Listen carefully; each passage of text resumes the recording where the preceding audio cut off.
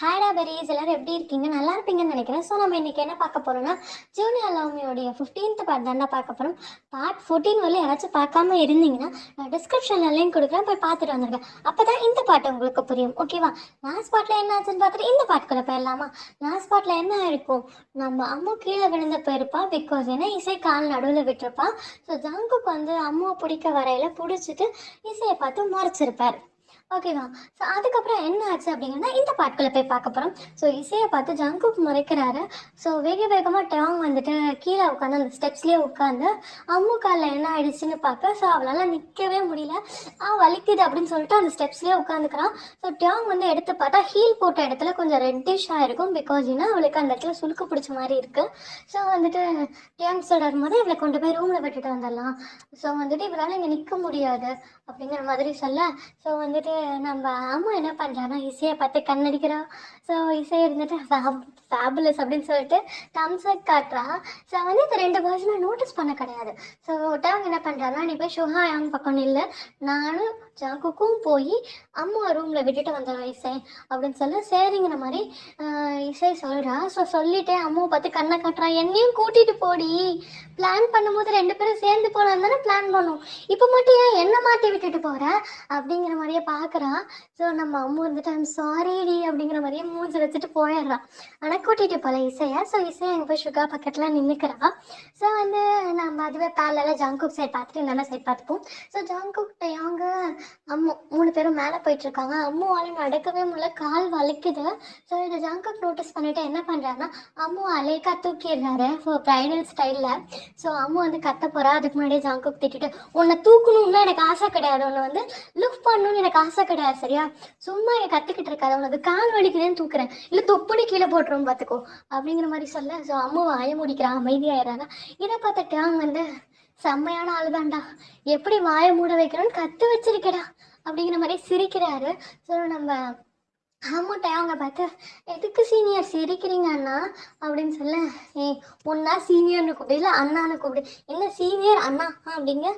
இல்லை அண்ணா காலேஜில் சீனியர், வீட்டுக்கு வந்து அண்ணா தானே அப்படிங்கிற மாதிரி சொல்ல. இப்போ கால் வலிக்கலையா அப்படிங்கிற மாதிரி டைம் கேட்கு.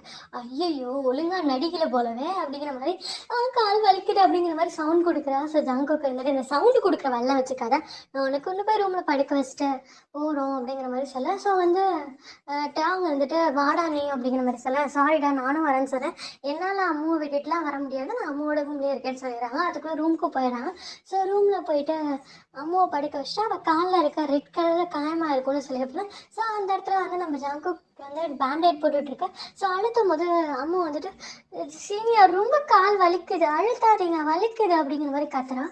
ஸோ வந்து நம்ம டாங் வந்துட்டு ஓகே ஓகே அப்படிங்கிற மாதிரி சொல்கிறாரு. ஸோ நம்ம ஜங்குக்கு இருந்துட்டு நான் போய் டாங்கை விட்டுட்டு வந்துடுறேன் அப்படிங்கிற மாதிரி ஜங்குக்கு வந்து டாங்கை கொண்டு போய் கீழே விட்டுட்டு வந்துடுறாரு. வந்து ரூம் டோரை லாக் பண்ணிவிட்டு என்ன பண்ணுறான்னா அம்மாவோட காலை எடுத்து மசாஜ் பண்ணி விட்டுட்டு இருக்காரு. ஸோ அம்மா சொல்கிறா, என்ன சொல்கிறான்னா சீனியர் நீங்களும் கீழே போய் என்ஜாய் பண்ணுங்க, சுகாங்க ரொம்ப விருப்பப்பட்டு உங்களை கூப்பிட்டாங்க, எனக்கு காலில் அடிபட்டுருச்சுன்னு நான் வந்துட்டேன், நீங்கள் போய் என்ஜாய் பண்ணுங்க ப்ளீஸ் சீனியர் அப்படிங்கிற மாதிரி சொல்ல. எனக்கு ஒன்றை விட அந்த பார்ட்டி ரொம்ப முக்கியம் கிடையாது அம்மோ அப்படிங்கிற மாதிரி சொல்கிறாரு. ஸோ பேரலாக இசை சைடு என்ன ஆச்சுன்னு பார்க்கலாம். ஸோ இசை என்ன பண்ணியிருப்பா, சுகா பக்கத்தில் போய் நிற்க. ஸோ ஒரு பஞ்ச் ஆஃப் கேர்ள்ஸ் வந்து சுகா கிட்ட ஃப்ளோட் பண்ணிட்டு இருப்பாங்க. ஸோ நம்ம இசை வந்து சுகாவோட காது பக்கத்தில் போய் இந்த காட்டு பொண்ணு இந்த பொண்ணில் யாரையாச்சும் பிடிச்சிருக்குன்னு சொல்லுமா, நான் தெரிஞ்சுக்கலாமா அப்படிங்கிற மாதிரி கேட்க. யாரை பார்த்து காட்டு பொண்ணுன்னு சொல்கிற அப்படிங்கிற மாதிரி சொல்ல. ஸோ வந்துட்டு உங்களை பார்த்து தான் சொல்கிறேன், எனக்கு என்ன பயமா அப்படிங்கிற மாதிரி இசை கேட்குறா. அதுக்கு சுகா பார்த்து முறைச்சிட்டு என்னை பார்த்தா எல்லாரும் பயப்படுவாங்க, நீயும் அம்மாவும் மட்டும் பயப்படாமல் சுற்றிட்டு இருக்கீங்கடி அப்படிங்கிற மாதிரி சொல்ல. என்ன டி? சரி சரி டி சொல்லலை.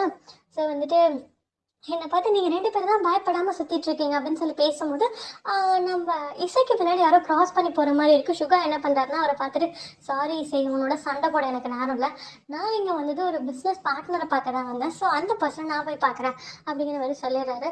ஸோ அங்கே வந்து பஃபே சிஸ்டமாக, ஸோ ஸ்மெல் வந்து ஆளை தூக்குது, இசையால் கண்ட்ரோல்டே பண்ண முடியல. இப்போதைக்கு அவளுக்கு பசிக்குது, சாப்பிட்டே ஆகணும், வயிறு காலியாக இருக்கக்கூடாதுன்னுட்டு அவன் ரொம்ப வந்து சுகா வரட்டும் வெயிட் பண்ணிகிட்டே இருந்திருப்பான். சுகா வந்திருக்கவே மாட்டாரா. ஸோ இசைக்கு ஒரு கட்டத்தில் வந்து காண்டேறிட்டு எனக்கு சோறு தான்டா முக்கியம் அப்படிங்கிற மாதிரி போயிட்டு பிளேட் எடுத்து அவளுக்கு தேவையான ஃபுட்டெல்லாம் சாப்பிட்டுட்டு இருக்கா. ஸோ ஃபுல்லாக சாப்பிட்டுட்டே இருக்கும்போது ஒரு டிஷ் எடுத்து வாயில் வைக்கிறேன், அவ்வளோ காரம், ஸோ அவ்வளோ ஸ்பைசிஸாக இருக்கு. ஸோ வந்து அவளால் அதை வேண்டாம் நிறுத்தவும் முடியல, அவளால் சாப்பிடவும் முடியல. பிகாஸ் ஏன்னா அவளுக்கு அந்த டேஸ்ட் பிடிச்சிருக்கு, ஆனால் அந்த காரம் வந்து அவளை அக்செப்ட் பண்ணிக்க மாட்டேங்குது. ரொம்ப ட்ரை பண்ணுறா, இருந்தாலும் அவளால் முடியல. பக்கத்தில் இருக்க கிளாஸை ஒவ்வொன்றா எடுத்து குடிக்கிறா. குடிச்சிட்டு இருக்கும் பொழுது டேங் கீழே வந்திருப்பாரா. ஸோ டேங் அங்கேருந்து ஜாங்குக் ரூம்லேருந்து வந்திருப்பார்ல, இப்போ தான் ஜாங்கு இங்கே வராரு, ஜாங்குக் ரூம்லேருந்து டேங். ஸோ வந்து டேங் வந்துட்டு என்ன பண்ணிட்டு இருக்கு, எதுக்கு இதை எடுத்து குடிச்சடி அப்படிங்கிற மாதிரி கேட்க, எனக்கு நான் அது சாப்பிட்டேன்னா ரொம்ப ஸ்பைசிஸாக இருந்துச்சு, அதாவது எடுத்து குடிச்சிட்டேன் அப்படிங்கிற மாதிரி சொல்ல. ஸோ வந்து அப்போ தான் அவர் நோட்டீஸ் பண்ணுறேன் அந்த கிளாஸை பார்த்துட்டு, இத்தனை டம்ளரும் நீ ஒருத்தியாக குடிச்சியாடி, இத்தனை கிளாஸும் நீ ஒருத்தியாக குடிச்சிடி அப்படிங்கிற மாதிரி கேட்க, ஆமாம் சீனியர், சூப்பராக இருந்துச்சு, இந்த தண்ணி விட டேஸ்ட் வேறு மாதிரி இருக்குது, என்னது அது அப்படிங்கிற மாதிரி கேட்க, நம்ம அவங்க இருந்துட்டு, ஏண்டி தண்ணின்னு நினச்சி சரக்கடிச்சிருக்கடி, நீ சரக்கடிச்சிருக்க ஞாபகம் வச்சுக்கோ அப்படிங்கிற மாதிரி சொல்ல, ஓஹோ இட்ஸ் மை ஃபர்ஸ்ட் டைம், சரி ஞாபகார்த்தமாக செல்ஃபி எடுத்துக்கலாமா சீனியர் அப்படிங்க, பண்ண வேலைக்கு செல்ஃபி ஒன்றுதா இது அப்படிங்கிற மாதிரி மனசுக்குள்ள நினச்சிட்டு நம்மகிட்ட அவங்க இருந்துட்டு வா ரூமுக்கு போகலாம் அப்படிங்க. சீனியர் நான் உங்ககிட்ட ஒன்று சொல்லட்டுமா, எனக்கு இது உங்ககிட்ட சொல்லணும்னு தோணிகிட்டே இருக்கு, ஆனாலும் ஏதோ ஒரு விஷயம் எனக்கு அடுத்து நிறுத்திக்கிட்டே இருக்கு அப்படிங்கிற மாதிரி சொல்ல, கரெக்டாக வந்து அம்மா அவங்க வந்து ஃபோர்ஸ் பண்ணியிருப்பாரு. ஸோ ஜாங்கோக்கும் கிளம்பி வந்திருப்பாரு. ஸோ இவங்க ரெண்டு பேரும் நின்று பேசுறதை பார்த்து இவங்க பக்கத்தில் வரும்போது, ஸோ வந்து நம்ம இசை வந்து கண்ட்ரோலில் இல்லைங்கிற விஷயம், நிதானத்தில் இல்லைங்கிற விஷயம் ஜங்குக்கு பார்த்தோன்னே புரிஞ்சது. ஜங்கு பக்கத்தில் வந்துட்டு என்னடா ஆச்சு, என்ன எப்படி இருக்கா இவ அப்படிங்கிற மாதிரி கேட்க, அங்கே பாருடா அப்படிங்க, என்னடா இத்தனை கிளாஸ் இங்கே இருக்கா அப்படிங்க, ஆமாடா அவள் சரக்கு அடிச்சிருக்காடா, ஃபர்ஸ்ட் டைம் 10 கிளாஸை ஒட்டுக்கா அடிச்சிருக்கா அப்படிங்கிற மாதிரி சொல்லி, என்னடா சொல்கிற அப்படிங்கிற மாதிரி சொல்கிறாரு. ஸோ வந்து ஜாங்கு கேட்குறேன், என்ன பண்ணுறது, நான் மேலேருந்து கீழே வரதுக்குள்ள இந்த மேடம் இந்த வேலை பண்ணி வச்சுருக்காங்க அப்படிங்கிற மாதிரி நம்ம டேங் வந்து ஜங்கு கிட்ட சொல்ல, சரி வாமா போகலாம் அப்படிங்க. ஹே ஹேஸ் சரிங்க சைலண்ட் அப்படின்னு சொல்லிட்டு டேங்க ஜங்குக்கை பார்த்து சைலண்ட்டுன்னு சொல்லிட்டு டேங்கை பார்த்து நம்ம இசை என்ன பண்ணுறான்னா, சீனியர் 2 மினிட்ஸ் இருங்க, நான் ஜாங்குக் சீனியர்கிட்ட ஒன்று பேசிட்டு வந்துடுறேன் அப்படிங்கிற மாதிரி சொல்லி ஜாங்குக் பக்கத்தில் போயிட்டேன். சீனியர் ஐம் சாரி, வேணும்னு தான் கால் நடுவில் விட்டுட்டேன், எனக்கு தெரிஞ்சு எனக்கும் சரி அம்முக்கும் சரி உங்கள் 2 பேரோட டான்ஸோட விருப்பமே இல்லை, பாட்டின்னு சொன்னோடனே டான்ஸ் இருக்குங்கிற விஷயம் எனக்கும் அம்முக்கும் தெரிஞ்சிருச்சா. ஸோ இதை தடுத்து நிறுத்துறதுக்கோசரம் நான் தான் அவளை பிளான் பண்ணி 2 பேரும் பிளான் பண்ணி தான் காலை நடுவில் விட்டேன். எனக்கு தெரிஞ்ச அம்முக்கு அடியெல்லாம் பட்டிருக்காது சீனியர், நீங்கள் போய் பாருங்களேன், ஜஸ்ட் ஹீல் போட்டதுனால மட்டும்தான் காயமாக இருக்கும், அவள் கீழெல்லாம் அவள் ஸ்டேபிளாக தான் நின்றுப்பான். ஐம் சாரி அப்படிங்கும் போது ஜங்குக்கு வந்து டேங்க பார்த்து முறைக்கிறாரு. ஸோ டேங் தலையில் அடிச்சுட்டு, அடி பாவிங்களா என்னடி பண்ணி வச்சுருக்கீங்க அப்படிங்கிற மாதிரி ஒரு ரியாக்ஷன் கொடுத்துட்டு, சரி வாமா ரூமுக்கு போகலாம் அப்படிங்கிற மாதிரி கூப்பிட்றேன். ஹேய் என்ன என்னை கூட்டின்னு போக பார்க்குறியா, கட்டின்னு போட பார்க்குறியா அப்படிங்கிற மாதிரி நம்ம இசை வந்து டேங் கிட்ட கேட்க, டேங் வந்துட்டு ஆமாம் உன்னை கடத்திட்டு போய் திரும்ப 2வது கல்யாணம் பண்ணிக்கிறேன், ஒரு டைம் பண்ணிக்கிட்டு இருக்கேன், நான் தப்பிக்கிறதுக்கு வழி தெரியாமல் சுற்றிக்கிட்டு இருக்கேன், என்ன ஓகேவும் பண்ண மாட்டேங்கிறேன் விடவும் மாட்டேங்கிறேன், அப்படி ஒரு நிலைமையில வச்சிருக்கேன், திரும்ப ஒன்னவே 2வது கல்யாணம் பண்ணிப்பேன், நீ எதிர்பார்க்குற பத்தியா கடத்திட்டு போய் அங்கே நிற்கிற இசை அப்படிங்க. ஜாங்குக் பார்த்துட்டு எதுவாக இருந்தாலும் ரூமில் போய் பேசிக்கோங்கடா அப்படின்னு சொல்லிட்டு நம்ம ஜாங்குக்கும் ரூம்க்கு கிளம்பி போயிடாரு. இதுக்கு மேலே அவருக்கு அங்கே இருக்க விருப்பம் இல்லாமல் ஸோ அவர் என்ன பண்ணுறாருன்னா சுகா கிட்ட போய் சொல்லிட்டு அவருக்கு காலில் அடிபட்டுருச்சு, நான் அவரோட போயிருக்கேன்னு சொல்லிட்டு போயிடுறாரு. ஸோ இந்தாண்ட டேங் வந்து இசையை பிடிச்சி இழுத்துட்டு இருக்கா, ஒரு கட்டத்துக்கு மேலே போகிறா. ஸோ போகும்பொழுது ஒரு வாட்டர் பேக் வந்து இது இருக்குது, ஃபவுண்டைன் இருக்குது. ஸோ அந்த ஃபவுண்டைனை பார்த்துட்டு அதுக்கு அந்த திட்டுக்குள்ள ஸோ அந்த ரிட்டு மேலே ஏறிட்டு இந்த சாரி இந்த சீனியர் என்னை கத்தின்னு போகிறாங்க எனக்கு காப்பாற்றுங்க ப்ளீஸ் ப்ளீஸுங்கிறா. ஸோ சுற்றி இருக்க யாருக்கும் புரியல, பிகாஸ் ஏன்னா நம்ம இசை பேசுறது தமிழ். ஸோ வந்து ஆமாம்ல நான் தமிழில் பேசினா உங்களுக்கு புரியாது, ப்ளீஸ் ஹெல்ப் மீ அப்படின்னு சொல்லி கத்தா. ஸோ நம்ம டேங் என்ன பண்ணுறாருன்னா பிடிச்சி இழுத்து வாயை பற்றி இழுத்துன்னு போயிடுறாரு, வாயை மூடி இழுத்துன்னு போயிடுறாரு. ஸோ நம்ம இசை போக போக கற்றுக்கிட்டே போகிறான். ஸோ ஒரு கட்டத்துக்கு மேலே ரூமுக்கு கூட்டிகிட்டு போயிடுறாங்க. ஸோ டேங் கண்ட்ரோல் பண்ண ட்ரை பண்ணால் இசை கண்ட்ரோலே ஆக மாட்டேங்கிறான். ஸோ வந்து இசை வந்து எனக்கு உங்ககிட்ட ஒன்று சொல்லவும் முடியல, வச்சுக்கவும் முடியலங்கிற சொன்னேன்ல, அதை சொல்லிருட்டா.